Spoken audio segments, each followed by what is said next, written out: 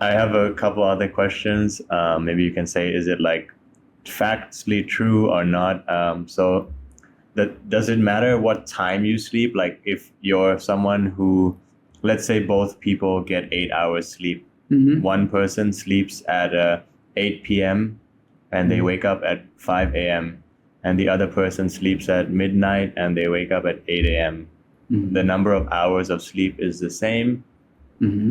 Is one better than the other? Sleeping early, sleeping late. There are 2-3 aspects of this. One is that human body is built different. Even the identical twin, their body, the gene is not totally the same. The gene the same, but the act of the gene is not the same. That's one thing. There is difference between one human body to the other. The other thing is that we share the same the sun, the circadian rhythm of the sun and the moon. So in this part, it will act to our body the same. When combine these two things together, I think the best way is that to align ourselves with the sun. Okay.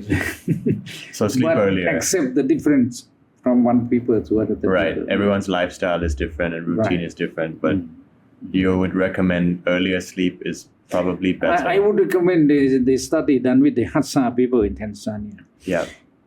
They use midnight as the middle point of your sleep. So if you're sleeping 7-8 hours, then you divide it. Try to sleep by like 9 o'clock, 8 o'clock, wake up by like 4 or 5 o'clock, something like that. Or when I was a boy, I was, they call in Thai a temple boy, temple boy, grown up in the Buddhist temple. And what the Buddha taught, split the night into 3 segments, 4 hours each. Okay. Yeah. And you do the walking meditation in the first segment. After sunlight, between sunset and sunlight. Okay, 6 a.m. to 6 p.m., let's say, 12 split hours. it into 3 segments. The first segment, the first 4 hours, you do walking meditation.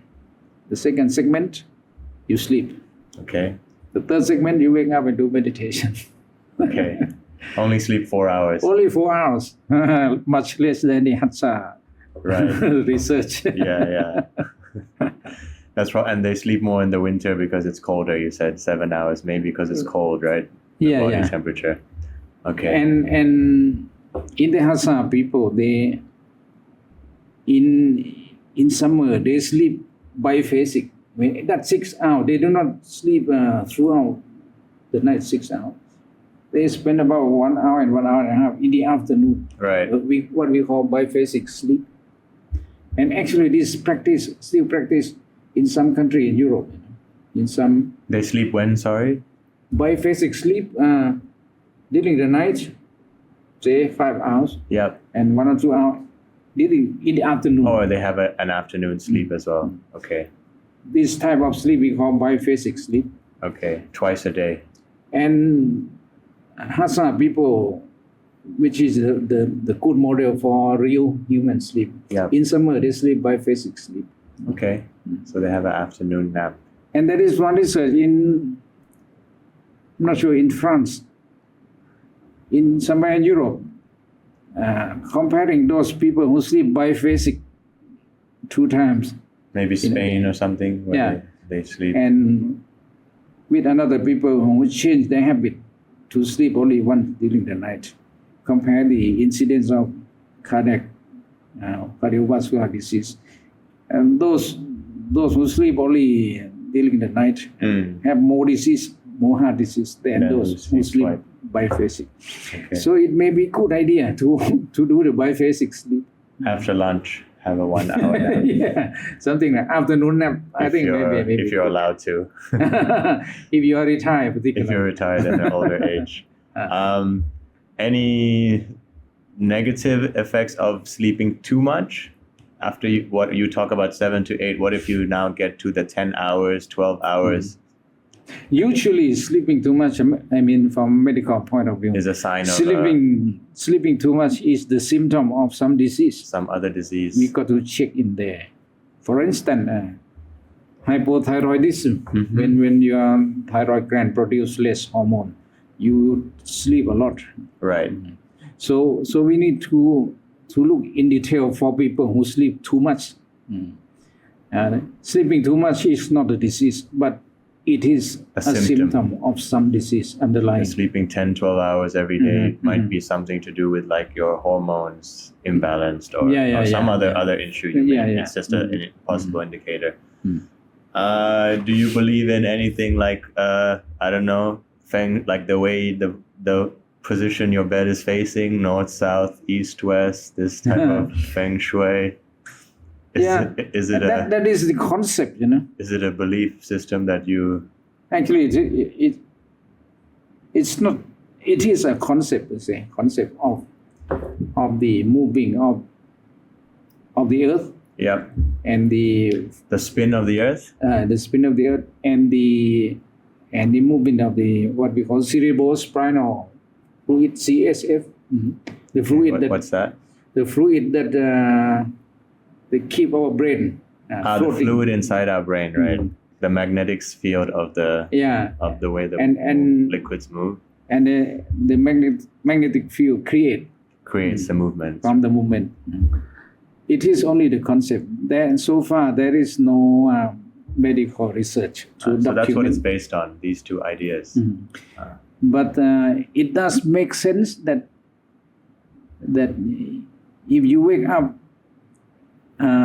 if you want to wake up later than 6 o'clock, you should not, when you wake up, you not look directly at the sun, because once the sun comes in, you will be wake up immediately because of the sunlight.